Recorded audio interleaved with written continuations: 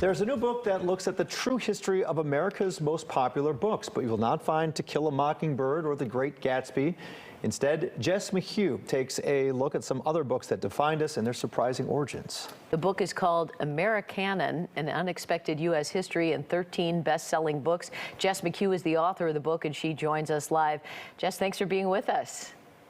Thanks for having me.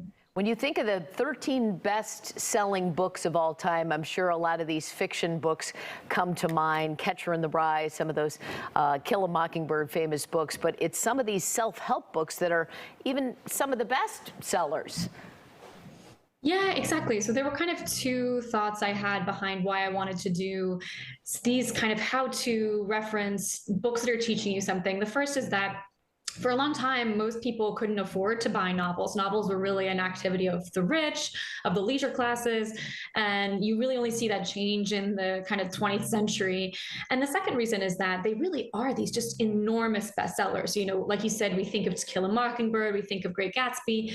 These sell, you know, some of them a few million at max, but we're talking about books like Betty Crocker's picture cookbook that sold 50 million, 60 million copies. These are kind of the touchstones for American culture, in my opinion. Right, so you go through 13. Obviously, we don't have time to go through all. There's the Betty Crocker book, but let's go through some of these books here that you feature here. Starting with this one, A Treatise on Domestic Economy. This is from 1841 by Catherine Beecher. That's right. And tell us what's significant about this book. Sure. So, you know, I think Harriet Beecher Stowe is probably the better known of the Beecher sisters, and she helps Catherine Beecher write The American Woman's Home, which is the follow-up to this book. And this book is really an example of a huge flood of books that kind of across America were becoming hugely popular.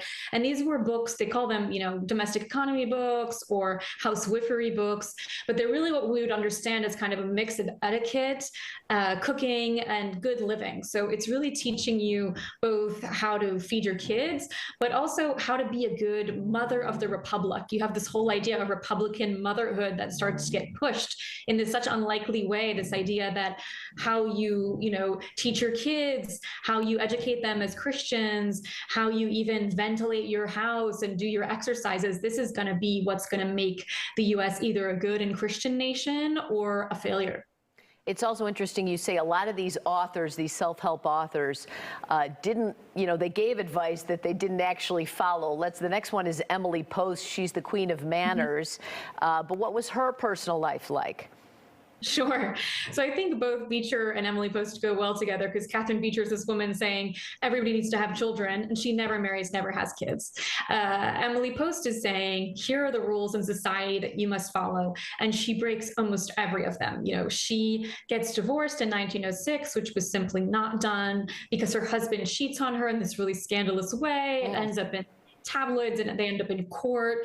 And then she decides that she's going to work for her own money, which is also something that you never would have heard of somebody of her class and, you know, era doing.